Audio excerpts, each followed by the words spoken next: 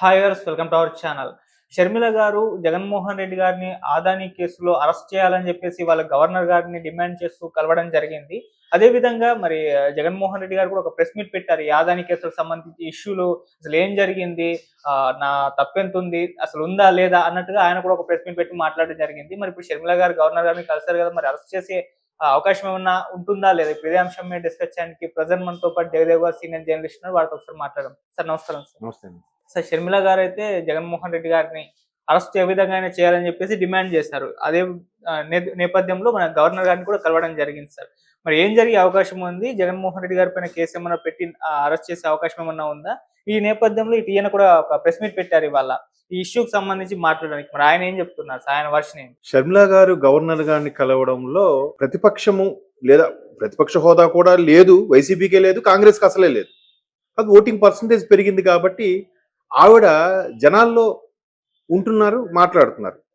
తప్పులేదు, ఎవరి వెర్షన్ వాళ్ళది. ఇప్పుడు అసెంబ్లీకి వెళ్లకుండా అసెంబ్లీ సమావేశాల్లో మాట్లాడిన దాన్ని చూసి టీవీల్లో చూసి బయటకు వచ్చి ప్రెస్ మీట్ పెట్టే కన్నా ఈ టీవీల్లో ఇంట్లోనే కూర్చుని ఇంట్లోనే ప్రెస్ మీట్ పెడుతున్నారు కదా జగన్మోహన్ రెడ్డి గారు. అంటే నేను ఉన్నాను సుమా అని ప్రజలకు గుర్తు. మరి ఇవిడికి అసెంబ్లీ పదవి కూడా లేదు, పార్టీకి సంబంధించి ఎటువంటి పదవులు లేవు. నాకు తెలిసి ఒక కార్పొరేటర్, వార్డు మెంబర్ కూడా లేనట్టుండే నాకు తెలిసి. పంచాయతీ ప్రెసిడెంట్లు కూడా లేవు కదా. కాంగ్రెస్ 2014 తర్వాత పూర్తిగా తుడిచిపెట్టుకుపోయింది.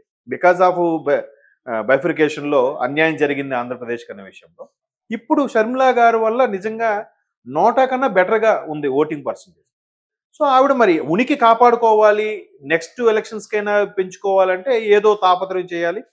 సో ఆవిడ ఒకప్పుడు జగనన్న ఎక్కుపెట్టిన బాణమే తిరిగి జగనన్నకి గుచ్చుకునే పరిస్థితిలో ఉంది. సో ఆవిడ గవర్నర్ గారిని ఎందుకు కలిసింది?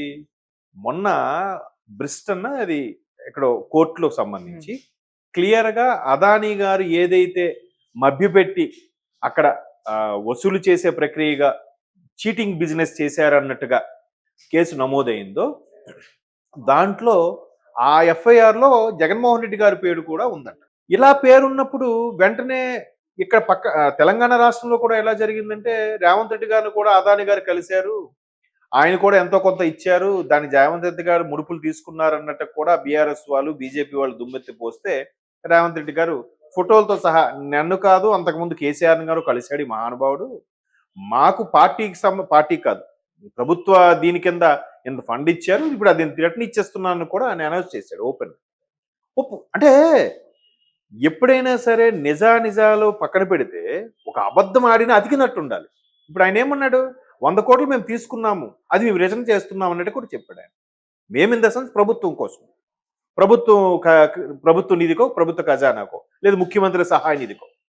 మరి ఇక్కడ కూడా మేము అలా చేశాము, నిజమే మమ్మల్ని కలిశారు, ఒప్పందం ఇలా జరిగింది అనుకున్నాము అని చెప్పి క్లారిటీ ఇవ్వాలి. కానీ అసలు నాకు ఆయనకి సంబంధమే లేదు, నేను అసలు ఏమీ తీసుకోలేదని చెప్పి ఆయన ప్రెస్ మీట్ పెట్టారు.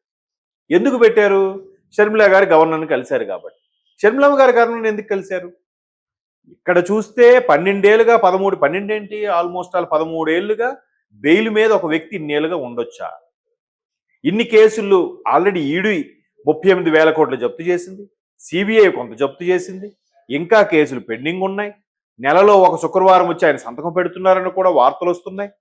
ఇన్ని జరుగుతున్నప్పటికీ కూడా ఒకవేళ ఆయన విదేశాలకు వెళ్ళాలంటే ఒక్కొక్కసారి అది వీసా క్యాన్సిల్ చేస్తున్నారు, ఒక్కోసారి పెర్మిషన్ ఇవ్వట్లేదు. ఇన్ని జరుగుతున్నా ఒక వ్యక్తిని ఇంకా ఎందుకు ఉపేక్షిస్తున్నారు అనేది ఆమె క్వశ్చన్ మార్క్. సో ఈ విషయమై టీడీపీ కూటమి వీలు కదా, కూటమికి ఎంత ఇబ్బంది పెట్టారు, కూటమిలో ఎస్పెషల్లీ బీజేపీకి ఇబ్బంది పెట్టకపోయినా టీడీపీకి జనసేనకి ఎంత ఇబ్బంది పెట్టారు, వాళ్ళు కదా సీరియస్గా తీసుకోవాలి. బట్ వాళ్ళు అలా తీసుకోవట్లేదు. వీళ్ళందరూ కక్ష సాధింపు, మా మీద ఎన్ని కేసులు ఉన్నాయో మాకు తెలుసు అని మాట్లాడుతున్నారు కదా. నిజంగా అలా అనుకుంటే ఇప్పటికీ అరెస్ట్ చేసేయాలి కదా. కూటమి ఆ దిశగా అడుగులు వేయట్లేదు. వాళ్ళు ఎంతసేపు నిధులేంటి, ఈ ప్రాజెక్ట్ ఏవైతే పథకాలు అనౌన్స్ చేశాడు ఈ మహానుభావుడు గత ప్రభుత్వంలో, ఇప్పుడు అవి తీయలేము, ఉంచలేము.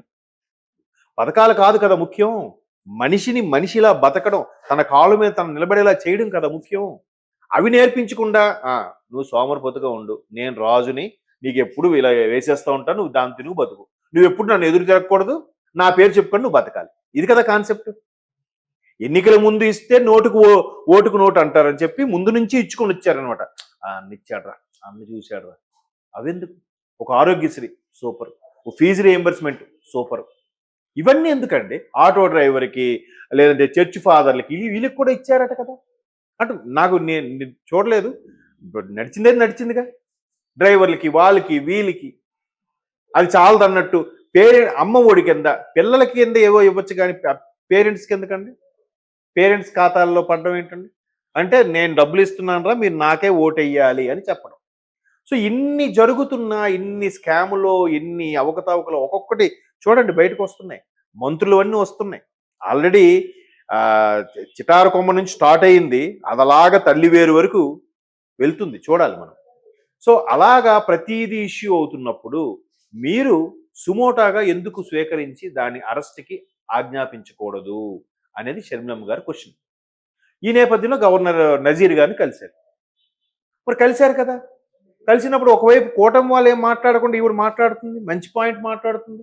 మరి దాన్ని ఇప్పుడు అదాని విషయం వచ్చి 5 డేస్ అవుతుంది సరిగ్గా. కదా!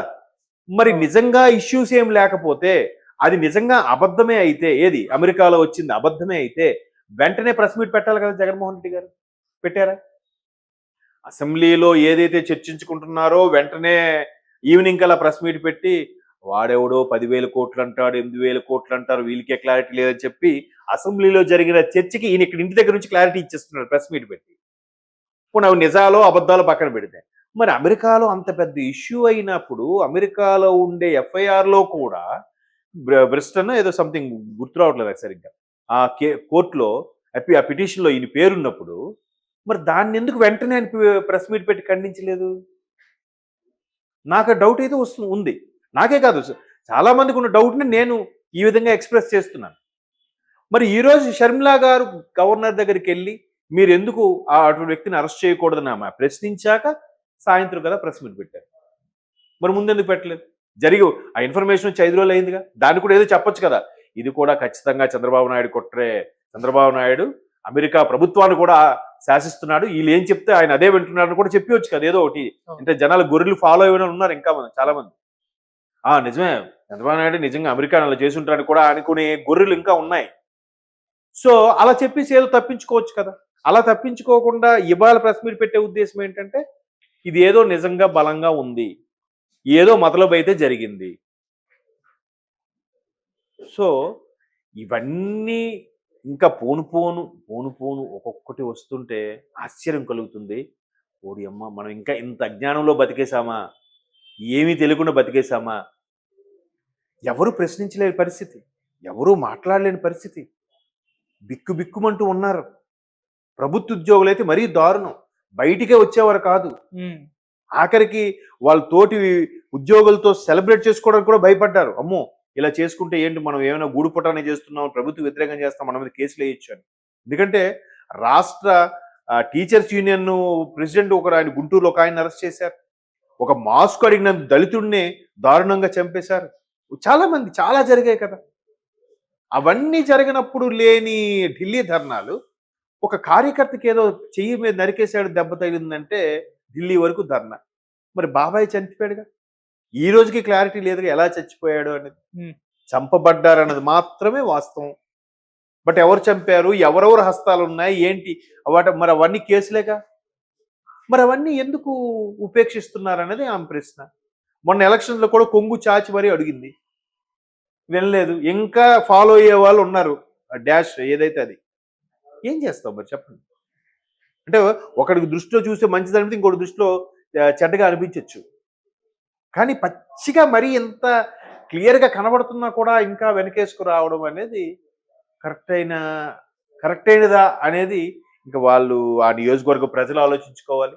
ఇంకా ఫాలో అవుతున్న వ్యక్తులు ఆలోచించుకోవాలి. అఫ్‌కోర్స్ ఇట్లా చూసినప్పుడు ఈడికేం తెలుసులే అని అనుకోవచ్చు. అంటే మరి ఎక్స్‌ట్రీమ్ లెవెల్ కాదు కదా! మిగతా నాయకులకు కూడా చిన్నాచితక కేసులుంటే ఉండొచ్చు. లేదా చిన్న అపోహలుంటే ఉండొచ్చు. కానీ ఇంత పచ్చిగా బ్లండర్‌గా ఉండేవేం కాదు కదా! ఏది ఇంటర్నేషనల్ స్థాయిలో అమెరికాలో కూడా పేరుందంటే మరి దాన్ని ఖచ్చితంగా ఏదో చర్య తీసుకోవాలి కదా!